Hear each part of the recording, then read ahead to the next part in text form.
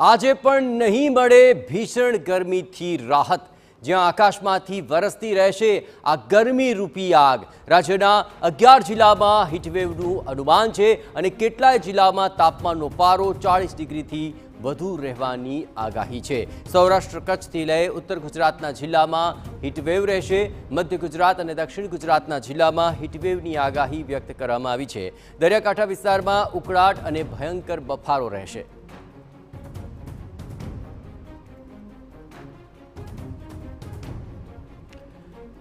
તો ગઈકાલ 2 દિવસથી સતત જે અગન વર્ષાનો સામનો લોકો કરી રહ્યા છે તેમાં હજુ પણ તેમને રાહત નહીં મળી શકે, કારણ કે આગામી 4 દિવસ હજુ પણ આ જ પ્રકારનો માહોલ બની રહેશે। આપણે જણાવીએ કે દરિયાઈ કાંઠા વિસ્તારોમાં ઉકળાટ અને ભયંકર બફારો આગામી દિવસોમાં રહેવાનો છે।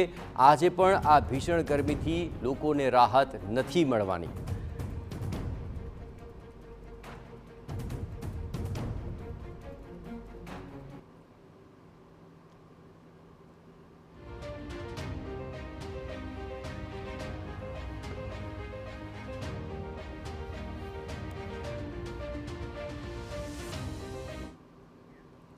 તો અગનવર્ષાની પરિસ્થિતિ છે ને આ અગનવર્ષાની પરિસ્થિતિની અંદર સૌથી વધુ પરિસ્થિતિ 4 દિવસ દરમિયાન વધારે ખરાબ રહેશે, કારણ કે અગનવર્ષાને કારણે અનેક એવા કિસ્સા સામે આવી રહ્યા છે કે જ્યાં લોકો આ ગરમીમાં શેકાવા માટે મજબૂર બની ચૂક્યા છે। આપણે જણાવીએ કે અગનભટ્ટીમાં રાજ્યના લોકો શેકાઈ રહ્યા છે, તેમાં કચ્છ, બનાસકાંઠા અને સુરેન્દ્રનગરની અંદર હજુ પણ આવી જ પરિસ્થિતિનો સામનો આગામી દિવસોમાં કરવો પડશે। અમદાવાદ, ગાંધીનગર, આણંદ અને તેમાં પણ આ જ પરિસ્થિતિ જોવા મળશે। પોરબંદર, રાજકોટ અને જૂનાગઢ સૌરાષ્ટ્રના આ વિસ્તારોની અંદર પણ હીટવેવ છે।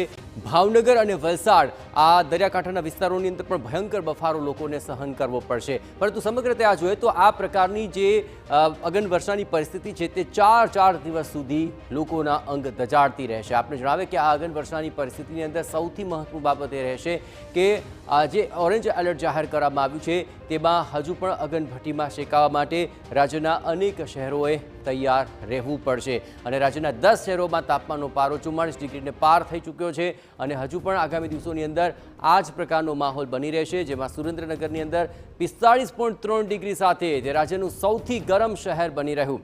ડીસામાં ગરમીનો પારો 45.1 ડિગ્રીને પાર પહોંચી ચૂક્યો છે। એટલું જ નહીં, અમદાવાદમાં પણ 44.9 ડિગ્રી સુધી તાપમાન પહોંચ્યું હતું અને સાંજે પણ લૂ વાતી રહી। અમદાવાદ એરપોર્ટ વિસ્તારમાં તો 46.6 ડિગ્રી જેટલું ઊંચું તાપમાન જોવા મળ્યું હતું।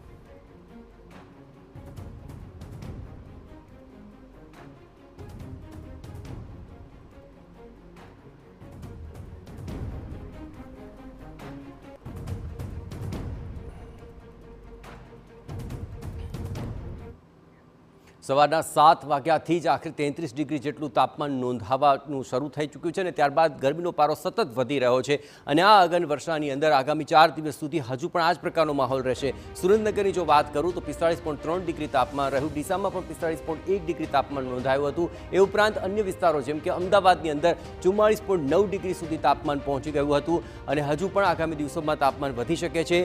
અમરેલીની અંદર 44.6 ડિગ્રી જેટલું તાપમાન નોંધાયું હતું। એ સિવાય ભાવનગરનો આંકડો 44.6 ડિગ્રી સુધી પહોંચ્યો હતો।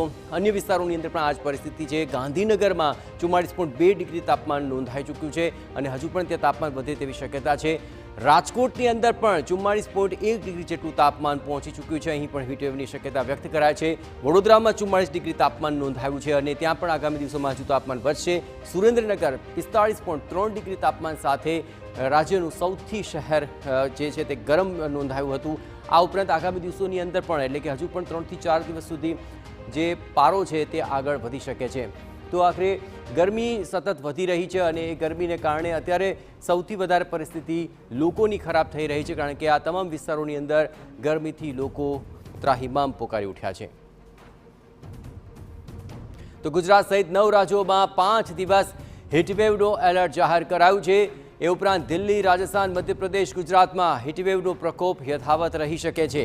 પંજાબ, હરિયાણા, ઉત્તર પ્રદેશ, બિહાર અને પશ્ચિમ બંગાળમાં પણ હીટવેવની આગાહી હવામાન વિભાગે વ્યક્ત કરી છે। દિલ્હીમાં 47 ડિગ્રીને પાર પહોંચી ચૂક્યો છે તાપમાનનો પારો અને દિલ્હીના નવસગઢમાં તો 47.8 ડિગ્રી સુધીનું ઊંચું તાપમાન નોંધાઈ ચૂક્યું છે। ઉત્તર પ્રદેશની વાત કરીએ તો આગ્રામાં 47.7 ડિગ્રી જેટલું ઊંચું તાપમાન જોવા મળ્યું। મધ્યપ્રદેશના દતિયામાં 47.5 ડિગ્રી સુધી તાપમાન પહોંચી ગયું અને ભટિંડામાં 46.6 ડિગ્રી તાપમાનનો પારો નોંધાઈ ચૂક્યો છે। બિહારના બક્સરમાં 44.9 ડિગ્રી સુધીનું તાપમાન નોંધાયું હતું।